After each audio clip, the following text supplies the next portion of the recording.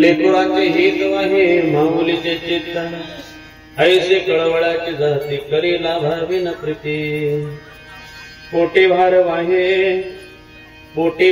वाहे त्याचे सर्वस्व ही साहे ऐसे कळवळाची जाती करी लाभावी न प्रीती तुका मनी माझे तुम्हा संतावरी ओझे ऐसे कळवळाची जाती करी लाभावी न प्रीती महायोग पीडते भीमरथा परम पुंडरीकाय नतोन्द्रैः समागत तिष्ठन्त मनंत कंत परब्रह्मलिंगम भजे पांडुरंगा कृ प्रथम नमन दुसरे चरणा संतांच्या त्यांच्या कृपाधाने कथेचा विस्तार बाबाजी सद्गुरु दास नमो ज्ञानेश्वरा निवृत्ती उदारा सोपान देवा मुक्ताबाई नमो त्रिभुवन पावन दत्तरेंद्रने देवाचे नमो सद्गुरु तुकया ज्ञान दीप नमो सद्गुरु सच्चिदानंद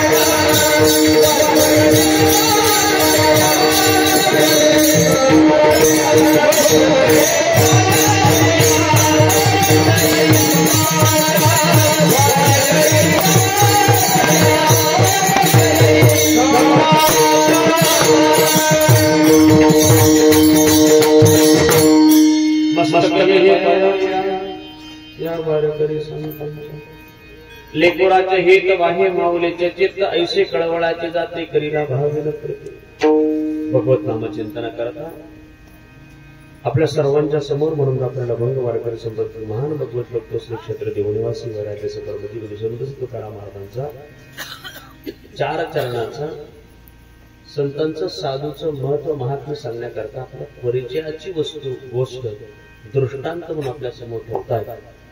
तुकोबा आईच्या माध्यमातून आपल्याला संत समजावून सांगताय. विठाला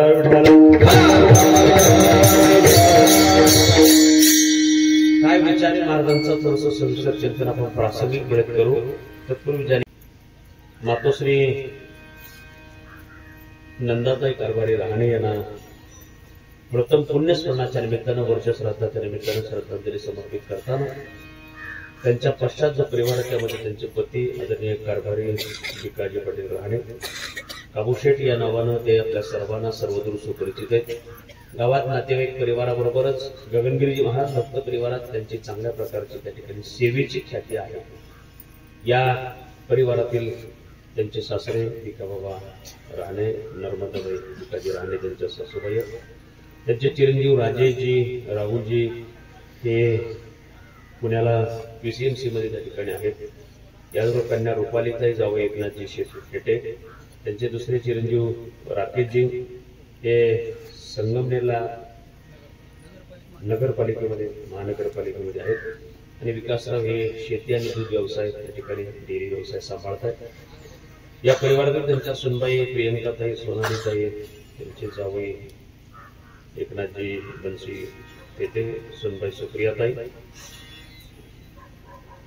राणे परिवाराचे सर्वच आपण स्नेही मंडळी. या मातोश्रींच्या बद्दल यथोचित माहिती आपल्या सर्वांना त्या ठिकाणी आहे आणि म्हणूनच कोणत्या ना कोणत्या तरी अंगाने या परिवाराशी परिचित असल्यानं आपण या ठिकाणी उपस्थित आहात. शेतीसारख्या कष्टाच्या क्षेत्रामध्ये चांगल्या प्रकारचा लौकिक या परिवाराने त्या ठिकाणी मिळवला. प्रचंड प्रतिकूल परिस्थितीतून आपल्या प्रपंचाची कुटुंबाची वाटचाल करताना काबूशेठला आमच्या मातोश्रीनी नंदाताईंनी खूप चांगल्या प्रकारची साथ या ठिकाणी दिली. प्रचंड प्रतिकूल काळ त्यांनी अनुभवला. कष्टानं सोबत्तेचे दिवस आलेले त्यांना पाहायला मिळाले. आपली 4 मुलं मुलगी हे सगळे व्यवस्थित सेटल होताना सुखा समाधानाचे आनंदाचे दिवस आले. आपल्या जुन्या पिढीच्या भाषेत सांगायचं म्हणजे खाण्यापिण्याचे दिवस आले, आनंदानं राहण्याचे दिवस आले. जे कष्टानं पेरलं ते उगवलेलं पाहतानाचे दिवस आले आणि नेमकं दुर्दैवानं ते पाहण्याकरता त्यांना तेवढं मोठं दीर्घायुष्य लागलं. वयाच्या 50व्या वर्षी त्यांना आपल्या सगळ्यांच्या मधून त्या ठिकाणी जावं लागलं.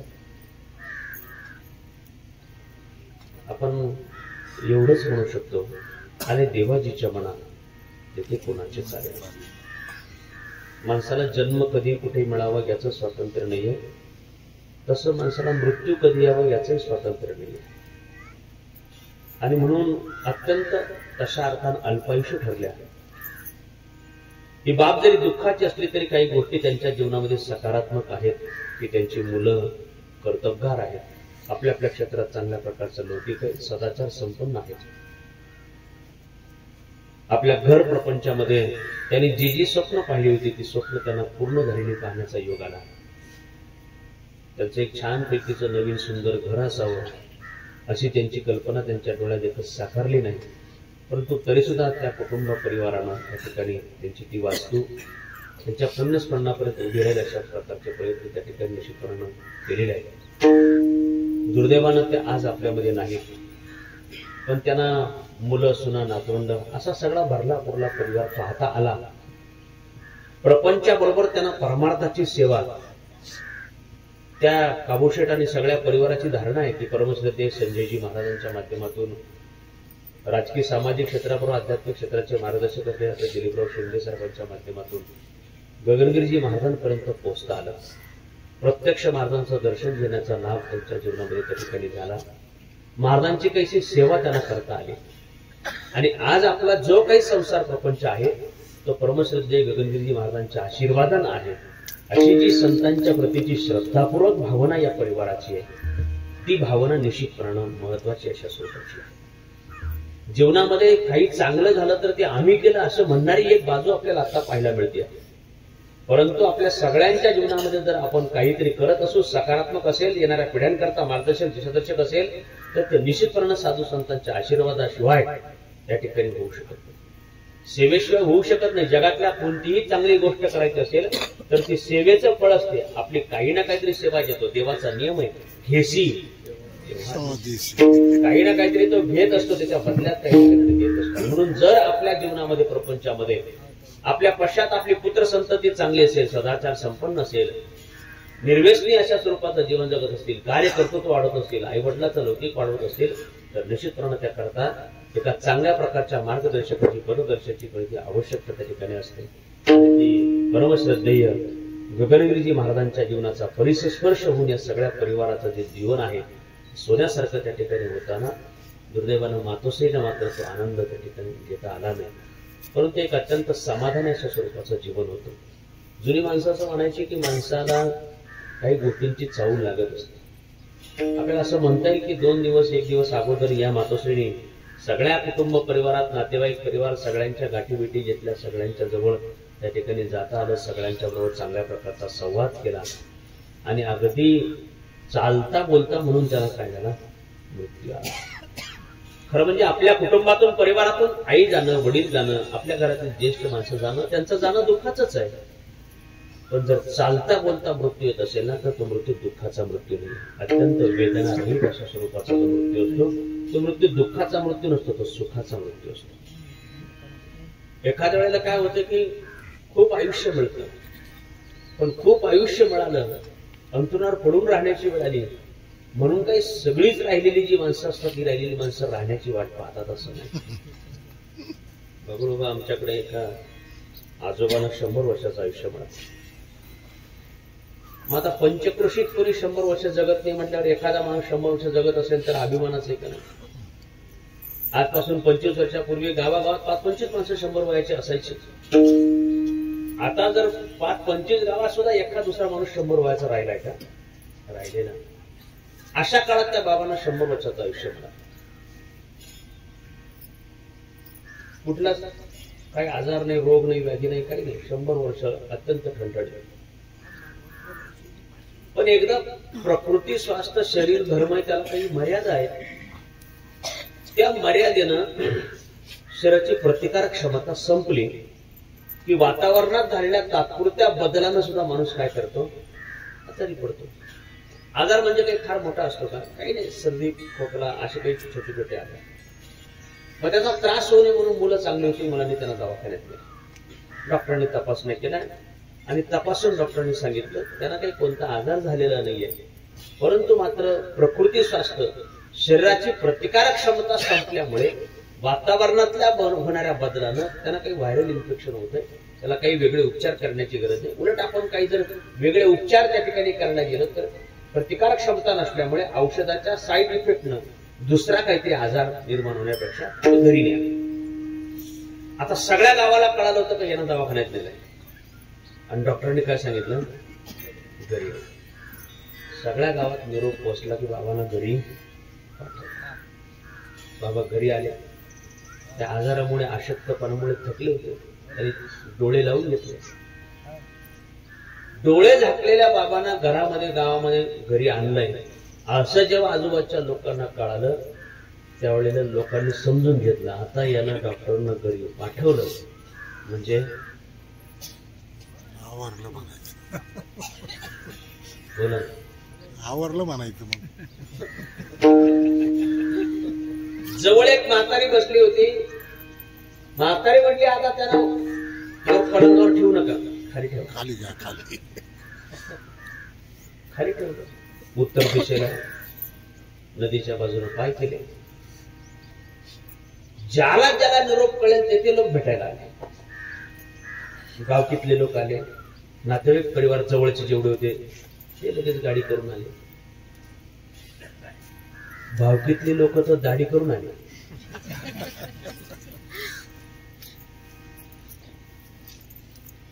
आजोबांना तिथे खाली टाकलं होतं. आजूबाजूला सगळे लोक बसले होते.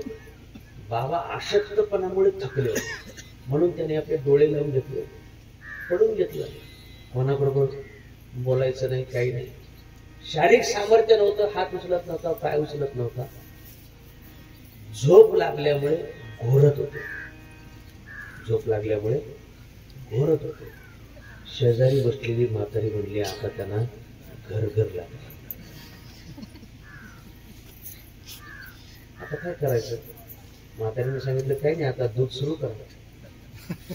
दुसऱ्या एका म्हातारीने लगेच दूध आणलं. एका म्हातारीने तिच्या कमरेच्या पिशवीतून शीप काढली, ती घेऊनच आली होती. जुने द्यायचे, लगेच दूध सुरू करा. कोणी म्हणलं पोरांनी द्या, कोणी म्हणलं मुलांनी द्या, त्या मुलींनी द्या, कोणी म्हणलं सुनांनी द्या, कोणी म्हणलं नातवांनी द्या. बराच वेळ झाला. हात उचलत नाही, पाय उचलत नाही, डोळे उघडत नाही, कोणाला ओळखत नाही.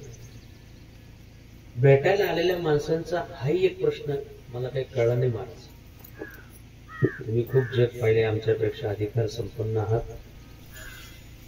एखाद्या माणसाला भेटायला माणसं गेली का, शिकलेली असू नये तर बिगर शिकलेली असू, पहिला प्रश्न ओळखलं का? काय करायचं ओळखून? आता कार्यभार आवडत आलाय त्यांचा, आणि हे तिथून गेलं ना, पहिलं ओळखलं. भेटायला गेलेल्या माणसाला काही रामराम श्यामश्याम म्हणावं, त्यानिमित्तानं आपल्याकडून नामस्मरण घडेल, त्यांच्या कानावर नामस्मरण जाईल. ते जिथे झोपवलं असेल तर त्यांच्या समोर एखादा देवाचा संतांचा फोटो लावावा. डोळे उघडले तर त्यांना देवाची मूर्ती दिसेल, राम दिसेल, कृष्ण दिसेल, गगनगिरीजी महाराज दिसतील, अगस्ती महाराज दिसतील. काहीतरी असा साधू संतांचा देवाचा फोटो लावा, जेणेकरून त्यांच्या मनात संतांबद्दल, देवाबद्दलचे विचार येतील. त्यांना ऐकू जाईल अशा प्रकारानं आपण काहीतरी नामस्मरण करावं. कोणी पुढे म्हणावं, बाकीच्यांनी मागे म्हणावं. काही त्यांच्या शेजारी बसून जप करावा. पूर्वीच्या काळातले लोक पोथी वाचत होते. त्या निमित्तानं जर श्रवणेंद्रिय चालू असेल तर काहीतरी शब्द कानावर जातील आणि श्रीमद भगवद्गीतेप्रमाणे अंतकालेच्या मामेवर स्मरण मुक्त आपल्याकडे. ज्या प्रकारचं शेवटच्या वेळेला त्या ठिकाणी मनामध्ये, चित्तामध्ये भाव निर्माण होतील, तर त्या प्रकारची गती मिळेल. ते मृत्यूचे अवसर एके, जे होणी जीवासमोर ठाके, ते होणी मग न चुके भलं ते अपरे. त्याप्रमाणे शेवटी काहीतरी कानावर येईल, चांगले भाव पडतील, तर तशीच चांगली गती मिळेल. लोकांचा एकच प्रश्न, ओळखलं का? खरं म्हणजे ते अंतरुणावर पडलेलं असताना ते ओळखीत असतं, पण ते ओळख देत नाही. का बरं? जेव्हा ओळखत होतं तेव्हा हाका मारली तर थांबत पडतो.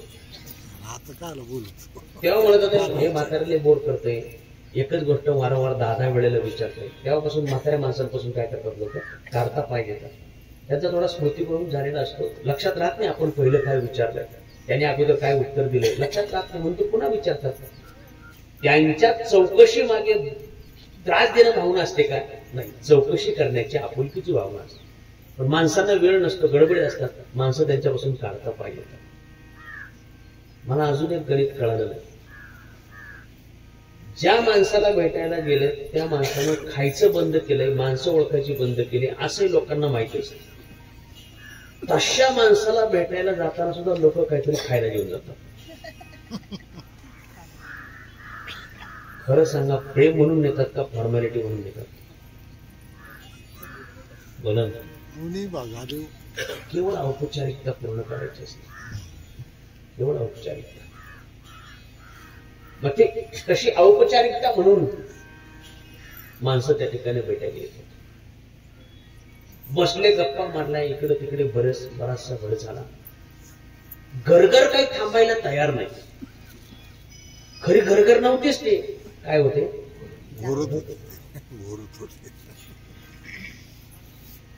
बराच वेळ बसलेलं. मला थोडं समजावून सांगा, आजूबाजूनं बसलेले लोक कशाची वाट पाहतात? जायची वाट पाहतात, बाकी काय वाट पाहतात? म्हणा उठून बसायचं. भाषा माझी नाही, तत्वचिंतक म्हणतो, जगातल्या लोकांनी ज्यांच्यावर आम्ही प्रेम केलं, ज्यांना इस्टेट देणार आहोत, ज्यांना लहानचं मोठं केलं, ज्यांच्यावर संस्कार केले, त्या लोकांनी आमच्या जाण्याची वाट पाहण्याच्या अगोदरच आम्हाला मृत्यू येत असेल तर तो मृत्यू दुःखाचा मृत्यू नाहीये, तो सुखाचा मृत्यू. मरायचं तर एक दिवस सगळ्यांनाच आहे, कोणाला चुकणार आहे? एखाद्या वेळेला एखाद्या माणसाचा जन्म नाही होत, पण त्याला मृत्यू येतो, म्हणजे मृत्यू शाश्वत आहे. आईच्या गर्भात असलेला जो गर्भ आहे ना, त्याला व्यवहार जन्म मानतं का? त्याला जन्म मानत नाही. जन्माच्या दाखल्यावर जन्मवेळ कोणती असते? आईपासून नाळ वेगळी केली की जन्म. मग गर्भ जो वाढतोय त्याला हात पाय कान नाक डोळे आहेत, त्याला ज्ञानेंद्रिय आहेत, त्याला बाहेरचं सगळं समजतंय. त्याला प्रत्येक गोष्ट गर्भामध्ये असलेल्या जीवाला जगातल्या सगळ्या गोष्टींचं ज्ञान असतं. आम्हाला आमच्या मुलांना पुढे काय डॉक्टर, वकील, इंजिनियर, कीर्तनकार, प्रवचनकार करायचे ना, त्याच्यातली अधिकाधिक ऊर्जा ही तो गर्भ पोटात असताना त्यावेळेला केलेले संस्कार आहेत ना, ते त्याच्यावर योग्य प्रकारे होत असतात. त्याचं करिअर खरं इथे ठरत असतं. जेव्हा गर्भात आहे ना तेव्हा त्याचं करिअर ठरत असतं. माझं तुम्हाला पटवत असेल तर छत्रपती शिवाजी महाराजांचं जीवनचरित्र तपासा, अभिमन्यूचं जीवनचरित्र तपासा. संस्कार कुठे झाले? इथे गर्भामध्ये होत असतात. आणि म्हणून तशा प्रकारचा तो गर्भ जेव्हा गर्भामध्ये असतो त्यावेळेला त्याला जन्म नसतो, पण दुर्दैवानं मात्र कधीतरी असा प्रसंग येतो की त्या मुलाला काही प्राकृतिक असं असल्यामुळे विज्ञान थांबतं. डॉक्टर आपल्याला सांगतात त्याच्या मानेला काही नाळेचे वेढे पडलेले, प्रसंग येताची कर्मजाड, तुझी मान अडकली. आता मात्र असा करावा लागेल, एकतर तो मुलगा तरी, गर्भातलं जे मूल आहे, बाळ आहे, ते तरी वाचवता येईल, नाहीतर आईला तरी थांबवता येईल. काहीतरी दोन्हीतलं एक आहे. त्यावेळेला मात्र लोक निर्णय घेतात, तेव्हा ते गर्भातलं जे बाळ आहे ना, प्रसंगी ते गेलं तरी चालेल, पण आई राहिली पाहिजे. नंतर जेव्हा चौकशी करतात लोक, त्यावेळेला लोक काय सांगतात, अहो काय झालं, त्यांना दिवस होते, पुढे काय झालं काही कळालं नाही. मग त्यावेळेला दुर्दैवाला निरोप द्यावा लागतो की ते जे बाळ होतं त्याला गर्भातून काढून टाकावं लागलं, त्याला मृत्यू आला किंवा त्याची पूर्ण वाढ झाली नव्हती, वगैरे वगैरे काय कारण आहेत माहिती तुम्हाला. सांगण्याचं तात्पर्य, त्याचा जन्म झाला होता का? त्याचा जन्म झाला? त्याचा जन्म झाला नाही, पण मात्र त्याला मृत्यू आला का? आला. या जगामध्ये मृत्यू ही शाश्वत गोष्ट आहे. आम्हाला कधीतरी मरावंच लागणार आहे. पण आम्ही ज्या लोकांना उभं केलंय आयुष्यामध्ये, ज्यांच्याकरता सर्वस्व दिलंय, स्वतःच्या जीवनातला उपलब्ध असलेल्या अनुकूल भोगाचा त्याग ज्या लोकांकरता केलाय, त्या लोकांच्या मनात आमच्या जगण्याबद्दलची अपेक्षा जोपर्यंत शिल्लक आहे ना, तोपर्यंत जर आम्हाला मृत्यू आला तर त्या मृत्यूला दुःखाचा मृत्यू मानू नका. तुमच्या मातोश्री नंदाताई आपल्या सगळ्यांच्या मधून जरी गेल्या असल्या तरी सुद्धा थांबवणं त्यांना काही शक्य नव्हतं. मृत्यू कोणाला थांबवता येतो का? थांबवणं त्यांना शक्य नव्हतं. परंतु मात्र त्या जरी गेल्या असल्या तरी त्यांचा मृत्यू दुःखाचा मृत्यू नाहीये, तर त्यांचा सुखाचा मृत्यू. हा त्यांच्या मुलांना माया मिळणार नाही, त्यांच्या नातवांना माया मिळणार नाही, त्यांच्या मुलीला आईचं प्रेम मिळणार नाही. आजपासून त्यांना बोला वाटलं बोलता येणार नाही, काही सांगा वाटलं सांगता येणार नाही. या जगामध्ये कायमस्वरूपीची आमच्या करताची जी माया असते, प्रेम असतं, स्नेह असतं, ते थांबलेलं आहे. म्हणून राहिलेल्या परिवाराला दुःख होणं साहजिक आहे. त्या पतीच्या करता पत्नीची साथ,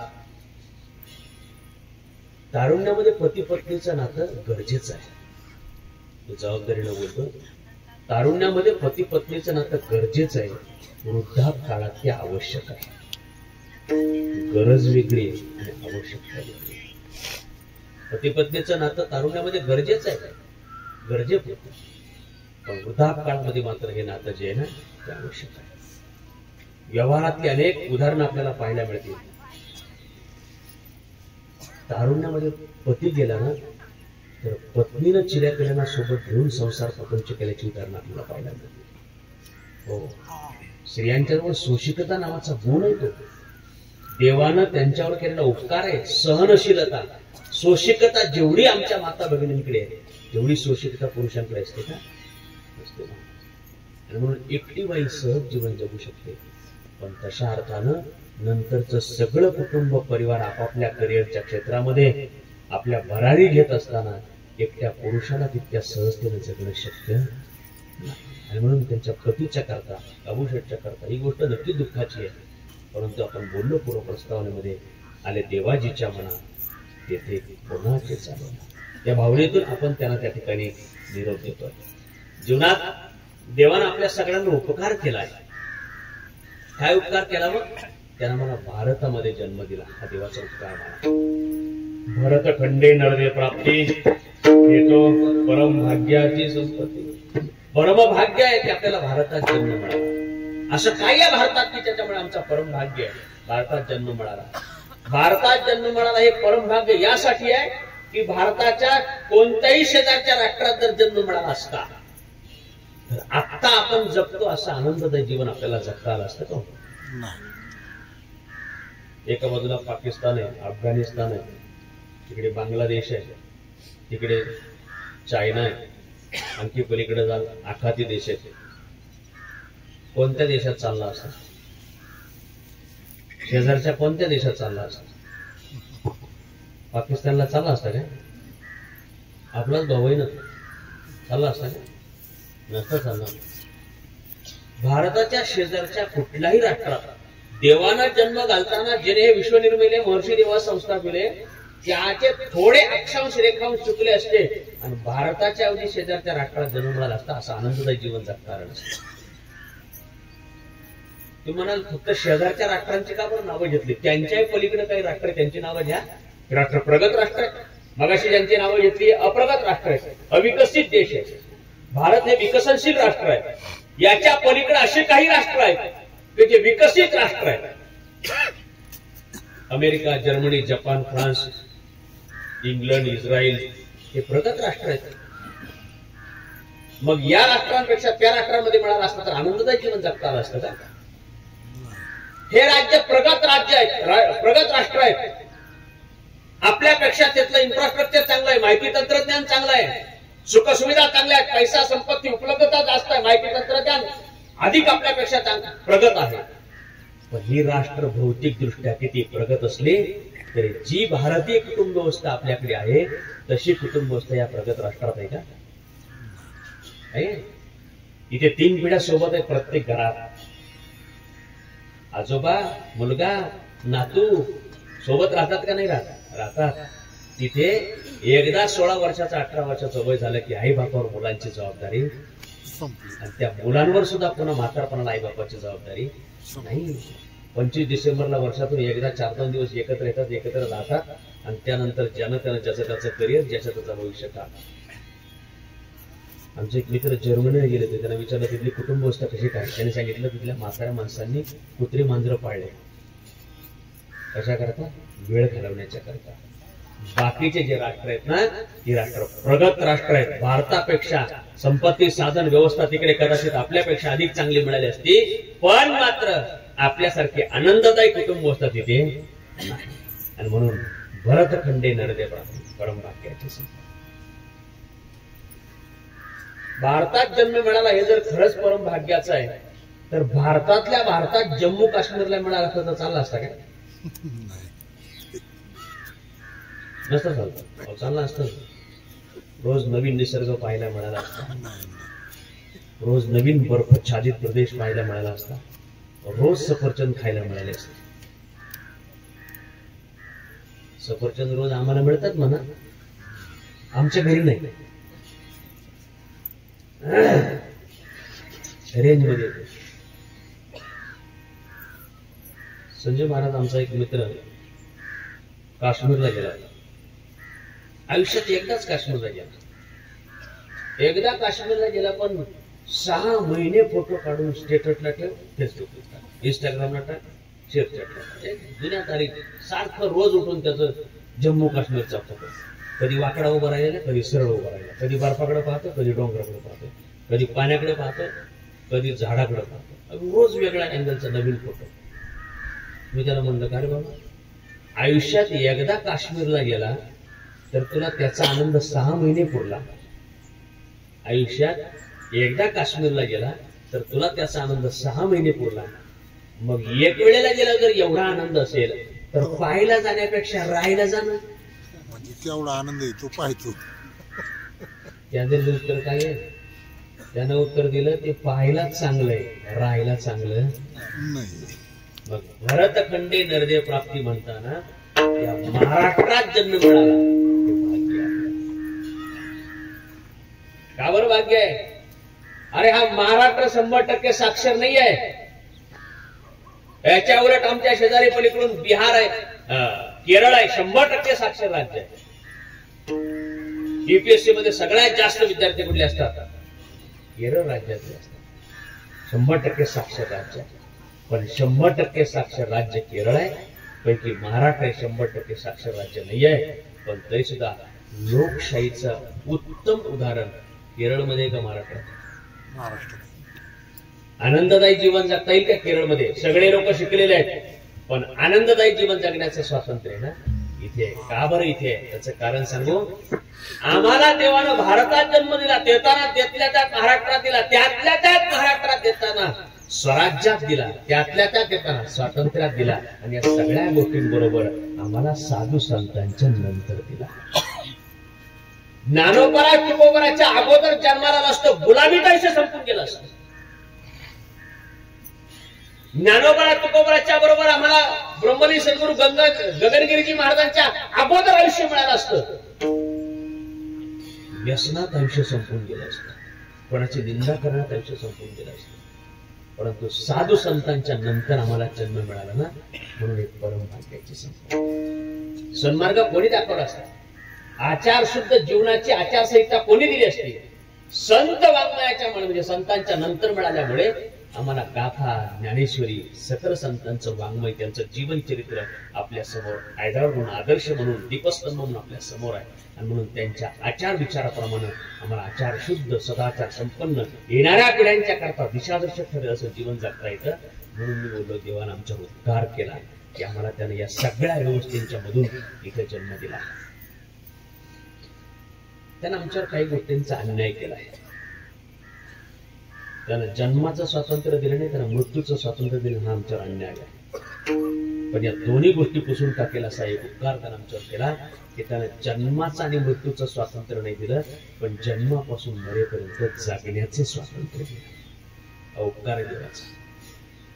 आजूबाजूला प्राणी आहेत ना आमचे, तेही जीव आहेत आणि आपणही जीव आहेत, पण त्या प्राण्यांना आपल्यासारखं जगण्याचं स्वातंत्र्य नाही, आम्हाला मात्र जगण्याचं स्वातंत्र्य आहे. मी सगळं कशा करता सांगत होतो, या जगात देवानं आम्हाला जे जगण्याचं स्वातंत्र्य दिलंय, तिथे आमच्या सगळ्यांच्या करता अत्यंत उपकार जर कोणाचे असतील ना, तर ते संतांचे उपकार आहेत. त्याने दिलेल्या जगण्याच्या स्वातंत्र्याला एक योग्य अशा स्वरूपाची आचारशुद्धता, आचारसंहिता आम्हाला जगण्याकरता दिली.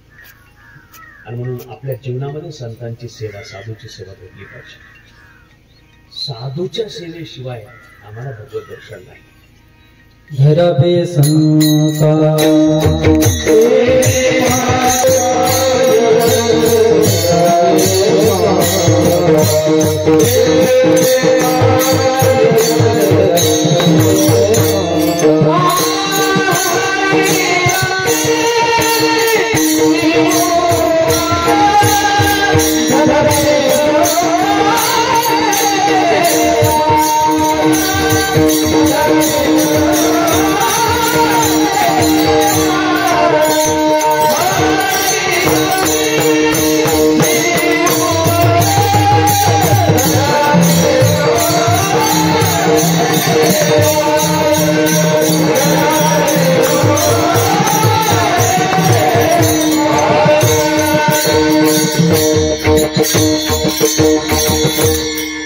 मार्गदर्शन प्रमाण सिद्ध केलंय. जर आपल्याला देव पाहिजे असेल तर काय पर्याय दुसरा?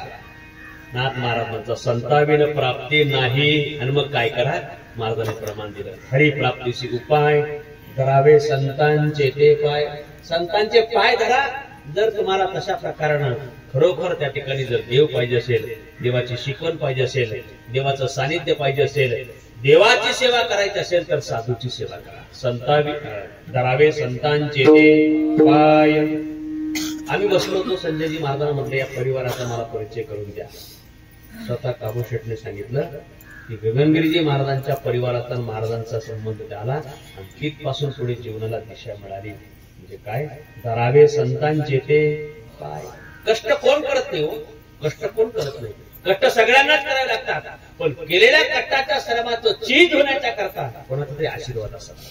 आणि आशीर्वादाच्या करता तरी तनु मनु जीवे चरणासी लागावे, भगवंता करावे दास्य सकळ मग अपेक्षित जे आपण. साधूच्या कृपे करता साधूची सेवा सोडून दुसरं काही साधन नाहीये. साधूची सेवा काय न वाचन म्हणा, जशी जमेल तशी आम्ही जर आमच्या जीवनामध्ये संतांची सेवा केली तर निश्चितपणे साधूची कृपा होईल. साधूची सेवा करण्याकरता साधू ओळखू यायला पाहिजे का नाही यायला पाहिजे?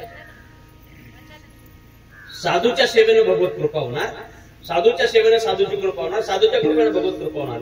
पण मग साधूची सेवा करण्याकरता साधू ओळखू यायला पाहिजे का नाही यायला पाहिजे? यायला पाहिजे. संत ओळखू यायला पाहिजे. संत ओळखू यायला आपल्याच आजूबाजूला अशा प्रकारचे संत असतील, बाह्य स्वरूपानं कदाचित आपल्याला ते संत वाटले तरी त्यांच्याकडे अंतर्लक्षणयुक्त अशा स्वरूपाचा साधू त्यांच्याकडे असेल असं सांगता येत नाही. आणि ज्यांच्याकडे साधुत्वाचे अंतर्लक्षण आहेत त्यांच्याकडे बाह्य लक्षण असतील असं सांगता येत. आपल्या आजूबाजूला कोणी साधूच नसतील का? असतील पण ओळखू येत नसतील. आता आपल्या आजूबाजूला म्हणजे या जगामध्ये कोणी संतच नसतील का? असतील पण ओळखू येत नसतील. सांगू, ज्ञानोबा तुकाराम म्हणलं की जगमान्य संत आहे, पण हे होते त्यावेळच्या काळातल्या लोकांना ती ओळखू आले का? नाही. मग जिथे लोकांना ज्ञानोबा तुकारामच कळाले नसतील तर तिथे आता आपल्या आजूबाजूला सामान्य वेशात असलेले संत आपल्याला ओळखू येतील का? श्री तुकाराम महाराज म्हणतात, जर साधू आपल्याला ओळखू येणार नसेल तर साधूची सेवा करणार नाही. साधूची सेवा घडली नाही तर साधूची कृपा होणार नाही. साधूची कृपा झाली नाही तर आपल्यावर भगवत कृपा होणार नाही. आणि म्हणून साधू ओळखू येण्याकरता आपल्या परिवारातील, आपल्या परिसरातील, आपल्या ओळखीच्या ज्या काही अनेक वस्तू आहेत त्यामध्ये आणि साधूमध्ये काही साधर्म्य आहेत का? असे साधूच्या बद्दलची, साधूच्या लक्षणाच्या युक्त साधर्म्य असलेल्या, संगती असलेल्या सुसंगत वस्तूंचा दृष्टांत म्हणून तुकोबा या ठिकाणी आपल्या समोर ठेवतायत. आणि तुकाराम महाराज म्हणतात, साधू ओळखण्याकरता काय करा तर आपल्या भोवताल जिनं आपल्याला जन्म दिलाय ना ती आई जी आहे ती आई आपल्याकरता साधू समान आहे. अभंगाचं पहिलं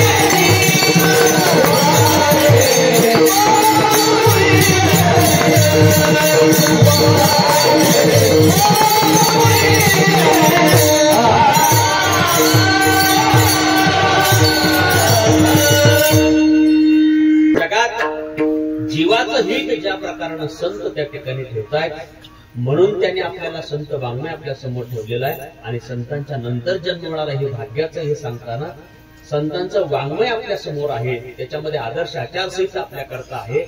आणि म्हणून या प्रकारचे संत ओळखू येण्याच्या करता संतांच्या इतकं निरपेक्ष प्रेम करणारा आमच्या करता कोण आहे? तुकाराम महाराज म्हणतात, लेकुराचे हित वाहे माऊलीचे चित्त. संत कशी कृपा करतात?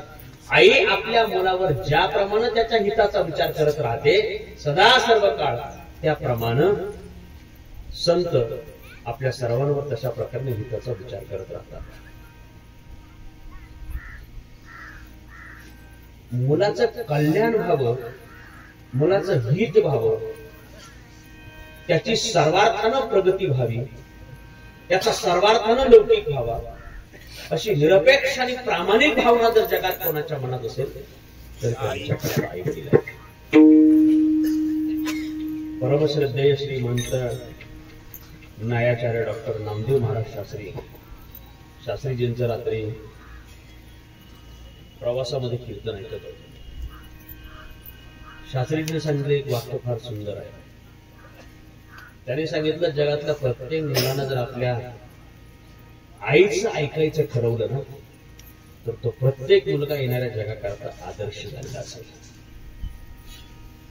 कारण जगातल्या कोणत्याच आईला आपल्या मुलाचं अहित व्हावं असं वाटत नाही. कोणत्याच आईला प्रत्येक आई आपल्यापेक्षा आपल्या मुलाला अधिक चांगलं काहीतरी मिळावं अशी अपेक्षा ठेवत असते. लेकराचे हित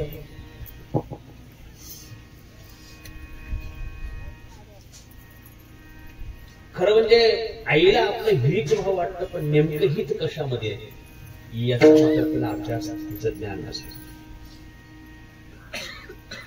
संतांना आपलं हित व्हावं याचं ज्ञानही आहे आणि संतांना आपलं हित व्हावं याची कळकळ सुद्धा आहे.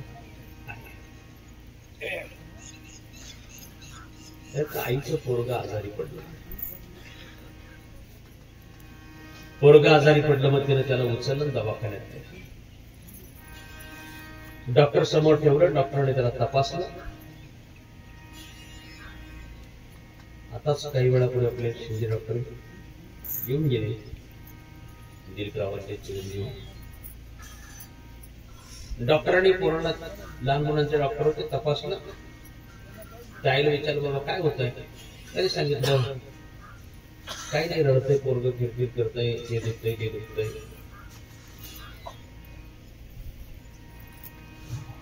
डॉक्टरांनी काही इंजेक्शन वगैरे दिले, गोळ्या वगैरे दिल्या, औषधं दिली आणि आईला सांगितलं 3 दिवसानंतर हे पोरग पुन्हा ठेवलं. आईला असं वाटत होतं की पोरग आत्ताच एका डोस मध्ये बरं झालं पाहिजे, पण कशानं बरं करतात याचं ज्ञान तिला नाही. पण बरं झालं पाहिजे याची घाई मात्र. कशानं बरं करतात याचं ज्ञान डॉक्टरला का नाही, पण एकाच हेलपाट्यात बरं झालं पाहिजे अशी घाई त्याने सांगितलं 3 दिवसांनी पुन्हा घेऊन. डॉक्टरांना पण माहिती आहे की बाबा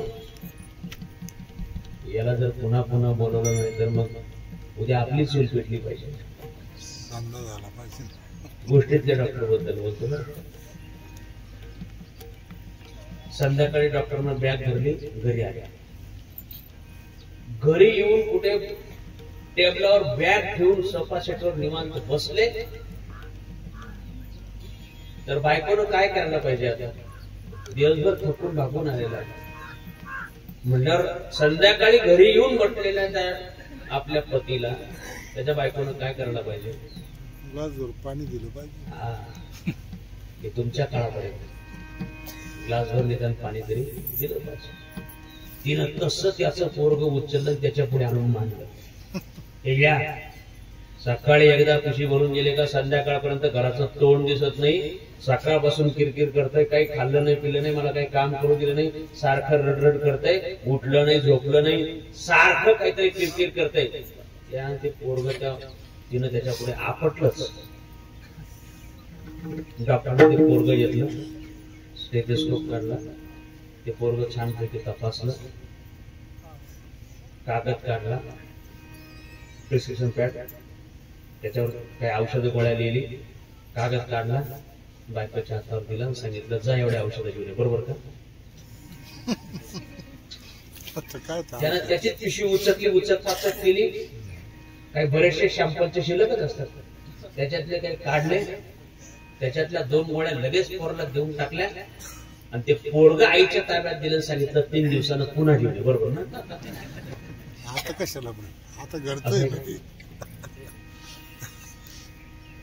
पहिल्या वेळेला पोरग आजारी पडलं, लगेच बरं झालं पाहिजे, आईला घाई आहे, पण ज्ञान नाही. पण दुसऱ्या वेळेला पोरग आजारी पडलं तर पोरग बरं करण्याचं ज्ञानही आहे आणि एकाच डोस मध्ये पोरग बरं झालं पाहिजे अशी काही सुद्धा आहे. सांगू या जगात आमच्या सर्वांच्या आईला आमच्या सगळ्यांच्या हिताच्या करता ती तळमळ आहे, पण तिला बिचारीला ज्ञान नाही. आमच्या संतांना मात्र त्याचं ज्ञानही आहे पण त्याची तळमळ सुद्धा आहे. आणि म्हणून आमचे संत आमच्यावर कसं प्रेम करतात. महाराजांनी सांगितलं जशी आई मुलावर करते, लेकुराचे हित वाहे माऊलीचे चित्त, आई आपल्या मुलावर निरपेक्ष वृत्तीनं प्रेम करत राहते. खरं म्हणजे जगातली सगळी नाती आम्हाला जन्माला आल्यावर मिळाली, जन्माला आल्यावर. पण आई आणि वडिलाचं नातं आम्हाला जन्माला येण्याच्या अगोदरपासून राहिला. आमचा जन्म झाला की मग आम्हाला काका भेटतो, मग मामा भेटतो, मग मावशी भेटते, सगळे जन्मानंतर. आम्हाला जेव्हा शरीर मिळालं तेव्हा, पण आईच्या गर्भात होतो तेव्हापासून आईचं आणि मुलाचं नातं होतं का नव्हतं? गर्भात होतो तेव्हापासून आईचं आणि मुलाचं आणि बापाचं नातं होतं का नव्हतं? जगातलं सर्वात अगोदर मिळालेलं नातं आहे. कोण? आमची आई. बाकीच्या लोकांना आमच्याबद्दल प्रेम नाही का? आहे. पण बाकीचे सगळे लोक आमच्यावर प्रेम करत असले ना तर त्यांच्या प्रेमात आमच्याकडून काहीतरी अपेक्षा आहे. हो, काही ना काहीतरी अपेक्षा आहे. लोक दुसऱ्याच्या सुखदुःखात जात नाही का? आपण रोज जातो, कोणाच्या ना कोणाच्या सुखात जातो, कोणाच्या दुःखात जातो. पण कोणाच्या ना कोणाच्या सुखदुःखात आपण रोज जरी जात असलो, मुकसूट कोणाच्या सुखदुःखात जातो का? जो आमच्या सुखदुःखात येतो फक्त त्याच्या सुखदुःखात जातो. जो आमच्या सुखदुःखात येतो आम्ही फक्त त्याच्या सुखदुःखात जातो. कोणाच्याही सुखदुःखात आम्ही जात. रस्त्याच्या कडेला बोर्ड दिसला तर लगेच ओळखतो, चला बाबा दुःखाचा प्रसंग घडला, घरात काहीतरी जाऊन असं होतं का? असं केलं तर मला म्हणत प्रवासालाच वेळ पुरायचा. रस्त्याने एवढे बोर्ड लागले. आम्ही दुसऱ्याच्या सुखदुःखात जरी जात असतो तरी जो आमच्या सुखदुःखात येतो आम्ही फक्त त्याच्या सुखदुःखात जातो. म्हणजे व्यवहारातल्या प्रत्येक माणसाचं प्रेम ते काही ना काहीतरी अपेक्षेनं आहे, निरपेक्ष वृत्तीनं नाही. जो आमच्या सुखदुःखात येत नाही त्याच्यावर केवढाही मोठा दुःखाचा प्रसंग आला तरी पण आम्ही त्याच्या ठिकाणी जात. जो आमच्या आनंदात येत नाही, आमच्या सुखात येत नाही, आमच्या दुःखात येत नाही, त्याच्या घरात केवढाही मोठा आनंद असला तरी पण आम्ही सुद्धा त्याच्या ठिकाणी जात नाही. पण या जगामध्ये निरपेक्ष वृत्तीनं प्रेम करते ना ती आमच्यावर आई असते. म्हणून लेकुराचे हित वाहे माऊलीचे चित्त कसं प्रेम करते. मगाशी जे जगातलं प्रेम सांगितलं ना, या जगापेक्षा वेगळं प्रेम आमच्यावर आमची आई करते. कोणत्याही प्रकारची अपेक्षा तिच्या मनामध्ये नाही. अभंगाचं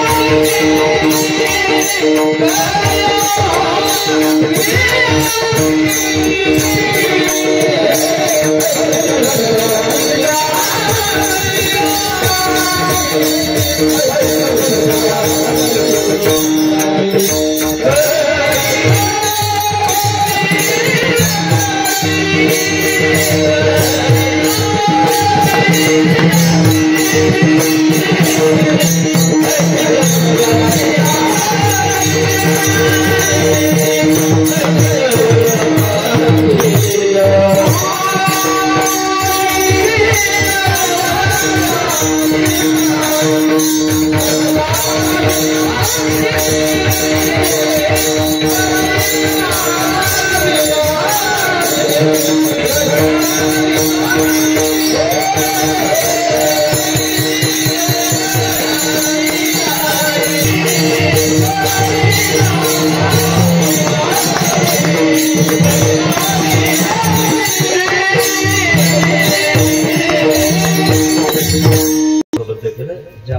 तुकाराम महाराज सांगतायत की आई आपल्या मुलावर प्रेम करते. कसं प्रेम करते? आमचे संत करतात तसं करते. ऐशी कळवळ्याची जाती करी लाभा वेन प्रीती. संत आपल्या मुलावर प्रेम करतात, लाभाच्या अपेक्षेशिवाय प्रेम करतात. कोणत्या प्रकारची लाभाची अपेक्षा नसते. या जगात परोपकार करणारे जे आहेत ना, त्याच्यामध्ये संतांची यादी आहे महाराज. ज्ञानोबराचं समग्र जीवन चरित्र तपासलं आणि ज्ञानोबरानं दिलेली ज्ञानेश्वरी तपासली तर आपल्याला लक्षात येईल, ज्या जगानं ज्या व्यवस्थेनं त्रास दिला त्यांच्या सगळ्यांच्या सुखाकरता प्रयत्न करतात. देवाचा नियम आहे, भक्ता राखे पायापाशी दुर्जनाशी संहारी. देव असं म्हणतो कलमशेठ, चांगला असला तर ठेवा, वाईट असला तर मारून टाका. दुर्जनाशी संहारी. दुर्जन आहे का? दुर्विचारी दुराचारी आहे ना, मारून टाका, ठेवू नका त्याला. ज्ञानोबा म्हणतात असं करू नका. ज्ञानोबा काय म्हणतात? असं करू नका. जे खळांची व्यंकटी सांडो तया सत्कर्मी. दुराचारी जरी असला ना तरी त्याचा तेवढा भाग तेवढा अंग काढून टाकलं, उरलेला चांगला आहे तो सत्कर्मामध्ये रत होईल, सत्कर्मामध्ये प्रवृत्त होईल, तर निश्चितपणानं त्याचं जीवन येणाऱ्या पिढ्यांकरता दिशादर्शक असेल. आणि म्हणून या प्रकारात जे संत आमच्यावर त्या ठिकाणी प्रेम करतायत, त्या संतांच्या समान जर कोण आमच्यावर प्रेम करत असेल तर ती आमच्यावर आई करते.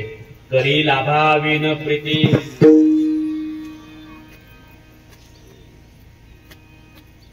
लोकांना आमच्या मोठेपणाचा आनंद आहे. लोकांना आम्ही मोठं झालं, आमचा लौकिक झाला तर आनंद वाटतो. इकडे पाहिजे, इकडे इकडे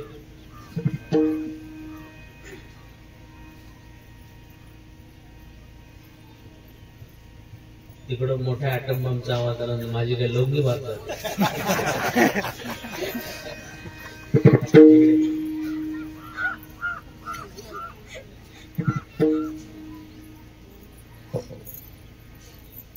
आम्हाला काहीतरी प्रतिष्ठा मिळाली, मोठेपणा मिळाला की सर्वदूर लोकांना आनंद होतो. मग लोक आपले बोर्ड लावतात, लोक शुभेच्छा देतात, शॉल नारळ देतात, हार तुरे देतात. पण लोकांचा हा मोठेपणाचा आनंद कुठपर्यंत आहे? जोपर्यंत आम्ही त्यांच्यापेक्षा मोठे होत नाही ना तोपर्यंत. ज्या लोकांना आमच्या मोठेपणाचा आनंद आहे, आम्ही एकदा त्यांच्यापेक्षा मोठं झाल्यावर चालत का? सारखे तालुक्यात तुमचेच बोर्ड लागायला लागले ना, गावातले लोक पदर पेट्रोल खर्च करून तालुक्याला जाऊन विचार सांगतात. आम्हाला विचार ना, कोणाच्या कोणाच्या मुंड्या मुरगडून आले इथपर्यंत आम्हाला विचार. आम्हाला म्हणजे मला नाही बरं. ज्याच्या त्याच्या गावामध्ये 4-2 लोक असे सामाजिक कार्यकर्ते असतात. ते गावात जाऊन आपल्या गावातला जो माणूस तिथे कोणीतरी मोठा कार्यकर्ता असतो ना, ज्याला तालुक्यात मान मिळत असतो, तालुक्यातल्या सगळ्या स्टेजवर त्याला बोलवलं जातं, तालुक्यातल्या सगळ्या पक्षाचे लोक त्याला मानतात, तालुक्यातल्या सामाजिक आध्यात्मिक धार्मिक कार्यक्रमात राजकीय कार्यक्रमामध्ये ज्याला खूप चांगली प्रतिष्ठा मिळत असते ना, त्याचे असे 4-2 काहीतरी चाहते असतात. बिचारे घरच्या भाकरी खातात, पण सारखं जाऊन काय करत असतात, त्याच्यातले ड्रॉबॅक शोधून शोधून लोकांना सांगत असतात. ज्या जगातल्या लोकांना आम्ही मोठं झालेलं चालतं पण त्यांच्यापेक्षा मोठं झालेलं चालत नाही, त्या जगात आमच्या आई आणि वडील असे आहेत ना, त्यांना आपल्यापेक्षा दुसरा मोठा झाला तर मनापासून आनंद आहे आपला स्वतःचा. बाकीच्या लोकांना आपण मोठं झालेलं चालतं पण आपल्यापेक्षा दुसरा मोठा झालेला चालत नाही. बरं, जगातलं सोडा, गावातलं सोडा, आपण ज्या मळ्यात कॉलनीमध्ये सोसायटीमध्ये राहतो त्यांचा ना आपला तर रोज तोंडावर तोंड पडतो.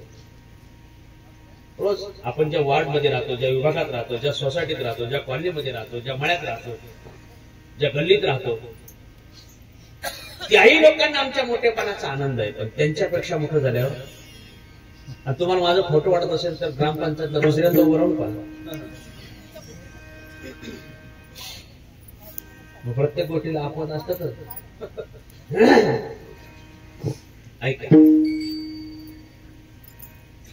हे बघा, भाऊबंद हा शब्द आहे ना, भाऊबंद किंवा भावकी शब्द कशा करताय? कधीतरी 10-5 पिढ्या मागे गेलं की त्यांचा नामचा बाप एक आहे, मागे मागे गेलं म्हणजे त्यांचा नामचा प्रत्यक्ष रक्ताचा संबंध. अशा भावकीतल्या लोकांना आमच्या मोठेपणाचा आनंद आहे. पण भावकीतल्या लोकांना आमच्या मोठेपणाचा आनंद जरी असला तरी एकदा भावकीपेक्षा मोठं झाल्यावर चालतंय का?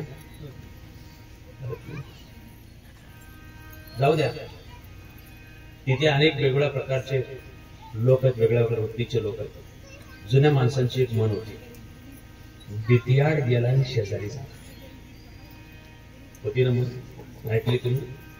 बितियाड गेला आणि शेजारी झाला. अरे तो आमच्यापेक्षा अगोदरचा आहे, आम्ही त्याच्यापेक्षा नंतरच आहे, कोणीतरी आमच्या नंतर आलेलं असेल. म्हणजे एका बाईच्या पोटी पाठीपोटी जन्म घेतलेले दोघ जण सख्खे भाऊ सख्खे बहिणी जरी असल्या, पण एकदा का शेजारी गेला, वेगळा झाला आणि मग तो आमच्यापेक्षा मोठा झाला तरी आम्हाला चालत. मुलांना शेटे शब्द मोठ्या अडचणीचे. संजय महाराज आपण म्हणतो भावापेक्षा मोठा झाला, भावाबरोबर बोलत नाही, आई बापाबरोबर बोलत नाही. हे वाक्य अपूर्ण वाक्य. आई बापाबरोबर बोलत नाही असं सरळ वाक्य उच्चारलं. आई बापाबरोबर बोलत नाही म्हटल्यावर जो बोलत नाही तो अनभिज्ञ नाही. मग तो मुलगा पण असू शकतो, मुलगी पण असू शकते ना. आई बापाबरोबर बोलत नाही एवढंच वाक्य. मग तो कोणी असू शकतो, ती प्रसंगी मुलगी पण असू शकते, मुलगा पण असू शकतो. लोकांना संशय कोणावर येतो? आई बापा बरोबर बोलत नाही एवढंच वाक्य असतं. लोकांना उत्तरादाखल काय वाटतंय? लगेच मुलावर संशय. भावाबरोबर बोलत नाही असं सरळ वाक्य, एवढंच वाक्य. भावाबरोबर बोलत नाही. लोकांना संशय कोणावर येतो? भावावर येतो का बहिणीवर येतो? भावावरच येतो. हे दोषीचे काय हे आहेत ना इकडे सगळे सफेद कपडेवाले, हे काय दोषी येतो? मॅचिंग करून आलेत ना, काही दोष नाही.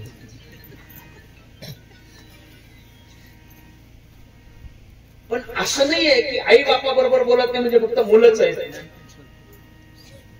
मुली नसतात काय?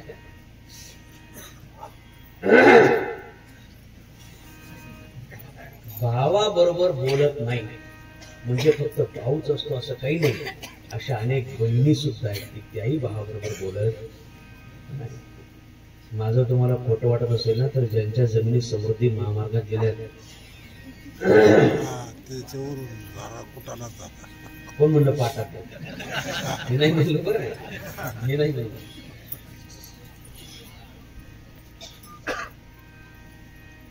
ज्या जगातल्या लोकांना एका बाईच्या पोटी जन्माला आलेला आमचा सक्का भाऊ सक्की बहीण मोठी झालेली चालत नाही, हो चालत नाही. त्या जगात आपल्यापेक्षा दुसरा मोठा झाल्याचा जर मनापासून आनंद बनवला असेल तर आपल्या आईला आपला मुलगा मोठा झाल्याचा आनंद आहे, आपल्या वडिलांना आपला मुलगा मुलगी मोठा झाल्याचा मनापासून आनंद. दुसऱ्याला ओव्हरटेक केलेलं चालतं काय? रस्त्यानं रोज प्रवास करतोय ना, तिथे एखाद्या माणसाला तुम्ही थोडस, तो किती गडबडीत गाई चालल्या असल्याला आपल्याला घाई आहे म्हणून आपण जर एखाद्याला ओव्हरटेक केलं ना, पुढच्या 2-5 किलोमीटर मध्ये तो आपली जिरवतोच. त्याची क्षमता असून येत. तुकाराम महाराज म्हणतात, करी लाभावीन प्रीती. आई वडिलांना मुलगा मुलगी मोठा झाला ना, मनापासून आनंद आहे. बाकीचं गाव आमच्या मोठेपणाचा पेढा खाईल, भावकी पेढा खाईल, नातेवाईक पेढा खातील. आई वडिलांना पेढा खायची गरज आहे का? पेढा खायची गरज नाही. उलट बाकीच्या लोकांनी पेढा खाल्ला ना, जेवढा पेढा जिभेला गोड लागतो तेवढा पोटात जाऊन बोलाना लागतं ना. पोटात गेलं तर तू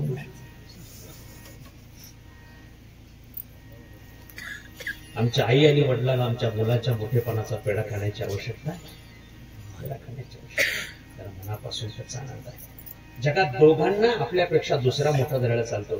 त्यातलं पहिलं रक्ताचं नातं आहे आमचे आई वडील, त्यांना मुलगा मुलगी मोठा झाला तर मनापासून आनंद. दुसरं हे आमच्या गुरु परंपरेतलं नातं आहे. गुरुला आपला शिष्य मोठा झाला, मनापासून आनंद. जेवढ्या जेवढ्या शिष्यांचा लौकिक झाला असेल ना, होत असेल, कोणाचा व्यापार व्यवसायामध्ये असेल, कोणाचा शिक्षणामध्ये असेल, कोणाचा अन्य काही शेती क्षेत्रामध्ये असेल, परमश्रद्धेय गगनगिरीजी महाराजांना जो मनापासून आनंद आहे तो दुसऱ्या कोणालाही नाही. बाकीच्या लोकांना आमचा मोठेपणा सहन होत नाही, आमची प्रतिष्ठा सहन होत नाही. तुकाराम महाराजांची वाक्य 450 वर्षापूर्वीची. करी लाभावीन प्रीती. काळ बदललाय, काळ 2024 मध्ये आहे. तुकोबाचे वाक्य खोटे नाही. कसे काय? तेव्हा तुकाराम महाराज म्हणत होते आईला आपल्या मुलावर निरपेक्ष प्रेम आहे. 2024 मधल्या आईला सुद्धा आपल्या मुलावर निरपेक्ष प्रेम आहे का हे तपासून पहा. तेव्हाची आई कशी होती? नवारी पातळ असते, डोक्यावर पदर, आता राहू द्या, डोक्यावर पदर, पायात जोडवे, डोक्याचा केस आणि पायाचं नख द्यायचं कोणी पाहिलं. सईची निशाने अंगठा होते, हातात तोळबंद्या, गळ्यात मोठं मंगळसूत्र, कपाळाला भल्या मोठ्या आकाराचं कुंकू. अशिक्षित असेल पण अडाणी नव्हती, फक्त अशिक्षित होती. अशिक्षित वेगळा आणि अडाणी वेगळा. अशिक्षित होती. अशिक्षित असलेली आई आपल्या 4-6 मुलांवर निस्वार्थ निरपेक्ष प्रेम करत असते. ती त्या मुलांकरता जे करेल त्यातून त्या मुलांनी माझ्याकरता काय करावं अशी तिला अपेक्षा नव्हती. काळ बदलला, आईचं राणीमान बदललं. आई मागच्या 5-25 वर्षामध्ये आली, 9वार साडीतल्या आम्हाला 6वार साडीत दिसायला लागली. तिच्या डोक्यावरचा पदर गेला, कारण का 3 मीटर कमी झालं ना, त्यामुळे तो पुरत नाही. ही अडचण आहे, तुम्हाला वाटतं देत नाही, पुरत नाही. तिनं 10 रुपयाचं दुसरं फडकं घेतलं. काय म्हणतात मला माहिती नाही म्हणून म्हणलो. बरोबर, ही आई जी आहे ना, ही आई शिक्षित आहे, शिक्षित आहे, ग्रॅज्युएट पोस्ट ग्रॅज्युएट पर्यंत शिकलेली आहे. 6वार साडीतली आहे. प्रपंचही सांभाळते आणि आपल्या नोकरीचं क्षेत्र सुद्धा सांभाळते, व्यवसाय सुद्धा सांभाळते. तिनं देश प्रदेशात आपल्या ज्ञान बुद्धी विद्वत्तेने आपला लौकिक निर्माण केला. देशातल्या प्रत्येक क्षेत्रात या आईचा वर्ग आहे. ग्रामपंचायतच्या सदस्यापासून राष्ट्रपती पदापर्यंत या आईनं आपला लौकिक निर्माण केला का नाही केला? 6वार साडीतला केला ना मला. या देशाच्या सर्वोच्च पदावर 2 आमच्या माता 6वार साडी, 2 माता आहेत. सौभाग्यवती प्रतिभाताई पाटील आणि आत्ताच्या विद्यमान राष्ट्रपती द्रौपदी मुर्मू. देशातल्या प्रत्येक असं कोणतं क्षेत्र नाही की ते आमच्या आईनं आपल्या स्वतःचं कर्तृत्व निर्माण केलं नाही. अशा आईला प्रपंचाने परमार्थ, प्रपंचाने पुन्हा आपली नोकरीचं क्षेत्र, सेवेचं क्षेत्र सांभाळताना ओढाताण होते, कसरत होते. म्हणून तिला पूर्ण वेळ या 9वारी पात्रातल्या म्हाताऱ्याने जे 50 माणसाचं कुटुंब सांभाळलं ते सांभाळता येत नाही. तिच्या कुटुंबातल्या लोकांची संख्या मर्यादित झाली. हम दो, हमारे दो आणि पहिले दो, एवढ्या 4-6 माणसांचं कुटुंब ती सांभाळते. पण तरी सुद्धा तिच्या मुलावर तिचं प्रेम कसं आहे हो? अपेक्षा आहे का काय? मुलाकडून काय अपेक्षा? करी लाभावीन प्रीती. काळ बदलला, काळ 2024 मध्ये आला. 2024 मध्ये 6वार साडीतल्या या मला jeans pant top T shirt मध्ये दिसायला लागले, पंजाबी ड्रेस मध्ये दिसायला लागले. आता डोक्यावर पदर घेण्याचा प्रश्नच निर्माण होत नाही. कपाळाची टिकली गेली, ती ड्रेसच्या रंगाची झाली. बोटाचे नेल पॉलिश पण ड्रेसच्या रंगाची झाली. मंगळसूत्राचा प्रश्नच नाही, त्याच्याआधी तिनं पेंडंट घातलं. पायातल्या जोडव्याचा आकार कमी झाला, कानातले निघून गेले. गळ्यातलं मंगळसूत्र गेलं, त्याच्याऐवजी ब्लूटूथ आला. कानातले निघून गेले, त्याच्याऐवजी बड्स आले. तिच्या हातातली बांगडी निघून गेली, त्याच्याऐवजी डिजिटल वॉच आले. या आईला पृथ्वीची मर्यादा नाही. ही जबाबदारीला बोलतोय. पृथ्वीवरच्याच क्षेत्रामध्ये काम करेल का? नाही. हिला चंद्रावर आणि मंगळावर सुद्धा आपल्या स्वतःच क्षेत्र निर्माण केलं का नाही केलं? आत्ता अंतराळामध्ये आपल्या कल्पना चावला आत्ता अंतराळामध्ये आहे. जगातलं असं कोणतं क्षेत्र नाही त्या क्षेत्रामध्ये तिने आपला लौकिक निर्माण केला नाही. लाख रुपये पगार म्हटलं तर गरीब वाटते, गरीब. लाख रुपये महिन्याला पगार म्हणतो ना, ही आई आता गरीब वाटते. कोट्यावधी रुपयाचं त्यांचं वार्षिक पॅकेज आहे. महिन्याला लाखावर रुपये या ठिकाणी आपल्या ज्ञानबुद्धी विद्युताने मिळवतात. जगाच्या कानाकोपऱ्यात काय घडलं आता या सेकंदाला मंडपात इथे बसून ऑनलाईन आहे, लगेच अपडेट आहे. जी आई जगातल्या सगळ्या क्षेत्रामध्ये आपलं लौकिक निर्माण करते, ती आईला कुटुंब सांभाळता येईल का? सांभाळते का? नाही सांभाळते. तिचं कुटुंब किती आहे? हम दो. पुढे काय? हम दो हमारे दो नाही, हम दोच. हो, मी जबाबदारीने बोलतोय, हम दोच. का बरं? हा लाईट गेली ए पारे मशी. त्या नंतरच्या दोघांकरता तिने जन्माला आल्यापासून पाळणा करायची व्यवस्था केली. कारण आता इतक्या छोट्या पोरला सांभाळायला जिला लाखावर पॅकेज आहे, असे 5-5, 10-10 हजार रुपये रोज बुडून चालतंय का सांभाळायला? चालत नाही. मग काही आया थोड्या बऱ्या होत्या, त्याने काय केलं, यांची आई नेली. काही मम्म्या अशा होत्या ना, त्यांनी त्यांची आई नेली. बरं नाही का, त्यांची तर त्यांची, कोणाची तरी तर नेली. काहींना दोघींच्या पण चालत. कोणाकरता वज आहे? एका आईनं आपल्या 5-5, 10-10 मुलांना जन्म दिला. 5-5, 10-10 मुलांना. मुलं साहेब, मी परवा एका दशकरीला होतो, 6 मुलं 4 मुली होती, 10 मुलं एका आईला. एका आईनं 10-10 मुलांना जन्म दिला, तरी तिला ते ओझं वाटत नाही. पण पुढे गेल्यावर त्याच 10-10 मुलांना ते आईबाप मात्र काय वाटतात? ओझं वाटतात. त्यांनी वाटून घेतले 4-4 महिने, 2-2 महिने. हो, सकाळी इकडे, संध्याकाळी तिकडे. ज्या मुलांना आई वडील ओझं वाटत असतील ना, तुकाराम महाराज म्हणतात, त्या आईनं या मुलांचा तेव्हा भार व्हायला, ओझं वाहिलं. ते ओझं तेव्हाच वाहिलं नसलं तर आता त्या मुलांना त्या आई वडील सुद्धा भार वाटले नसते. पोटी भार वाहे त्याचे सर्वस्वही सांग. श्री तुकाराम महाराज म्हणतात, आपल्याही स्वतःच्या संसार प्रपंचाचा हा जो सगळा भार आहे, हा भार आम्ही संतांच्या ठिकाणी वाहून द्यावा. आमचा इह लोकातला प्रवास सुखाचा होईल. मी मगाशी सांगितलं, मला काबू शेटने सांगितलं की बाबा अगोदरचं संजय महाराज सांगितलं, अगोदरचं जीवन त्यांचं वेगळं आहे, पण गगनगिरी महाराज भक्त परिवारात आल्यापासून पुढचं जीवन मात्र वेगळं आहे. जेवढा लौकिक झाला असेल तर सगळं महाराजांच्या कृपेनं झालं, असं मला जबाबदारीने त्या ठिकाणी सांगितलं. म्हणून त्यांनी काय केलं, आपल्या संसाराचा भार गगनगिरीजी महाराजांच्या चरणावर अर्पण करून दिला. अभंगाचं शेवट.